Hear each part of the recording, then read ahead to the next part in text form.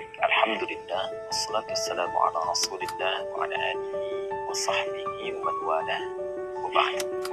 Saudara-saudariku, dimanapun Anda berada, semoga Allah Subhanahu wa Ta'ala menjadikan kita semua sampai dengan detik ini kita berinteraksi sebagai hamba Allah yang diberkahi, dirahmati dan diampuni dari segala dosa-dosa, dihapuskan dari segala kesalahan dengan upaya amal saleh dan taubat kita yang tidak henti kita mohonkan kepada Allah Subhanahu wa Ta'ala.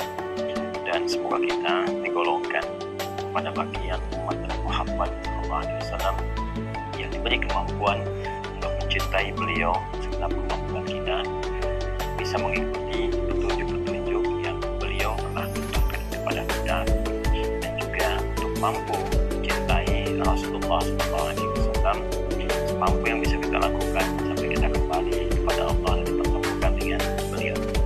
Alhamdulillah, hari ini kita mendapati waktu yang spesial, dalam kajian yang spesial, tepatan dengan 12 Rabiul Awal 1445 Hijrah. Dan kita ketahui bahwa 12 Rabiul Awal adalah tanggal lahirnya Nabi SAW. Beliau dilahirkan di hari Senin 12 Rabiul Awal. Dan dengan itu kita senantiasa bermohon pada Allah Subhanahu wa Ta'ala, semoga dengan kita mengetahui hari lahirnya Nabi sallallahu alaihi wasallam, perjalanan kehidupan Nabi sallallahu alaihi wasallam sampai dengan wafatnya Nabi sallallahu alaihi wasallam yang meninggalkan berbagai macam pedoman kebaikan kepada kita semua, kita diberi kemampuan untuk bisa belajar semua hal yang terbaik dari Nabi dan meneladani itu seperti yang Allah perintahkan dalam Al-Quran. Dan dengan itu kita berpotensi mendapatkan cinta Allah Subhanahu wa Ta'ala. Allah berfirman di Quran surah ketiga Al-Imran di ayat ke-31. Qul in kuntum tuhibbunallaha fattabi'uni yuhibbukumullahu wa yaghfir lakum dzunubakum. Katakan Muhammad sallallahu alaihi wasallam pada seluruh umatmu tanpa kecuali, jika kalian semua serius mencintai Allah, maka ikutilah petunjuk Nabi Muhammad SAW. Maka dengan itu akan berpotensi mendapatkan cinta Allah Subhanahu wa Ta'ala. Yuhibbukumullah, Allah akan mencintai kalian. Wa yaghfir lakum dzunubakum, dan berpotensi mengampuni seluruh dosa-dosa yang pernah kita kerjakan dalam kehidupan. Betapa dahsyatnya mencintai Rasulullah, betapa dahsyatnya mengikuti tuntunan Rasulullah SAW. Karena itu disebutkan langsung dalam Al-Quran menjadi wasilah untuk mendapatkan cinta Allah Subhanahu wa Ta'ala dan ampunan dari Allah Subhanahu wa Ta'ala atas dosa-dosa yang pernah kita kerjakan. Ketika seseorang dicintai oleh Allah, maka yang Allah berikan kepadanya bukan dunia, bukan kedudukan, bukan materi, tapi Allah anugerahkan sesuatu yang sangat besar dengan mengampuni dosa-dosanya, menjaga dia dari kesalahan, sehingga dalam keadaan hidup yang terjaga itu, sampai dia kembali kepada Allah, dia dipastikan dengan izin Allah Subhanahu wa Ta'ala dalam keadaan yang terbaik. Di ayat lain, Quran surah ke-33 Al-Ahzab ayat 21, Allah Subhanahu wa Ta'ala berfirman, laqad kana lakum fi rasulillahi uswatun hasanah.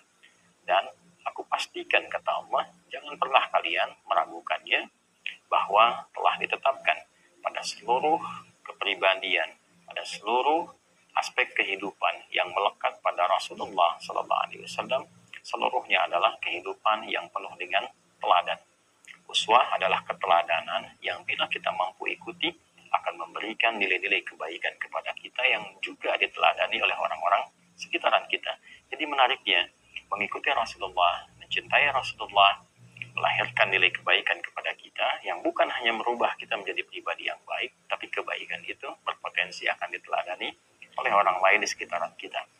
Seorang ayah yang mempelajari bagaimana Nabi mempraktekkan nilai-nilai kebaikan sebagai seorang ayah, diikuti oleh kita sebagai ayah, maka kita berpotensi menjadi ayah teladan yang akan diteladani oleh orang-orang yang lainnya. Seorang guru yang meneladani Rasulullah, seorang pejabat yang meneladani Rasulullah, seorang apapun yang meneladani Rasulullah dalam semua aspek kehidupannya, dia berpotensi berubah menjadi orang baik yang dicintai dan diteladani oleh orang-orang di sekitarnya dalam era dia berkehidupan. Teman-teman, di antara sekian banyak keteladanan itu, alhamdulillah, hari ini kita juga bisa belajar dari kelahiran Rasulullah Sallallahu Alaihi Wasallam. Apa saja yang bisa kita teladani dari aspek kelahiran Nabi Sallallahu Alaihi Wasallam, yang dengan itu kita ingin menunjukkan cinta kita kepada Rasulullah Sallallahu Alaihi Wasallam dengan cara meneladani semua aspek-aspek kebaikan yang mungkin bisa kita gali. Teman-teman, ada beberapa yang kita dapati dalam dokumentasi hadis-hadis yang disampaikan oleh para ulama, dan bersama saya saat ini ada kitab hadis yang disepakati paling valid, paling berkualitas, bahkan memiliki urutan yang tertinggi dari sekian banyak kitab hadis yang mampu kita akses, kita baca, kita pelajari, yaitu Sahih Al-Bukhari. Okay? Nah, di kitab Sahih Al-Bukhari ini ada yang menarik, teman-teman, khususnya di nomor hadis 5101 ya. Jika kitabnya sama dengan saya, di halaman 767, nomor hadis 5101 di subtopik yang ke-20, di topik yang ke-67. Topiknya kita bernikah, jadi ada 97 topik di Sahih Al-Bukhari ya. Jadi topik yang ke-67 kita bernikah, kita tentang pernikahan, pedoman dari Nabi SAW bagaimana pernikahan itu bisa dilangsungkan, mencari calonnya bagaimana, menyiapkannya seperti apa, siapa yang boleh dinikahi, siapa yang nggak boleh dinikahi, gitu kan.